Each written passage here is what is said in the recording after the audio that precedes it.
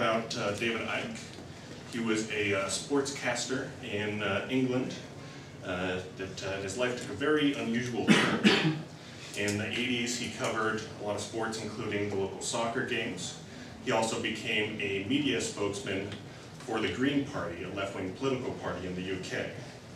However, in 1990, he began to hear voices. To help him make sense of it, he sought out a psychic. The psychic informed him that he would become famous by writing 5 books in 3 years, and also that he would become a great healer that would warn everyone about coming earthquakes and tidal waves. When he tried to share these views, he was ridiculed. The Green Party banned him as a spokesman, and he later appeared in 1991 on the Terry Wogan Show, which is a talk show similar to Leno or Letterman, where he proclaimed that he was in fact the Son of God. This was met with a lot of ridicule, and a lot of jokes were made at his expense. Although he was humiliated, this didn't deter him from pursuing his theories further. According to Michael Barkun, who wrote the book A Culture of Conspiracy, David Icke believes that there is a secret global elite, or Illuminati, that control all the world's governments. They plot incidents like the September 11th attacks and the Holocaust. But it doesn't stop there. In 1999, he wrote the book The Biggest Secret, the book that will change the world. In this, he described that the Illuminati were not just humanoids, as we believed, but they were in fact reptilians, extraterrestrial prison warders from the constellation Draco. The ones that rule us are actually hybrids with humans, and they're able to shapeshift between human and reptile form as long as they feast on human flesh.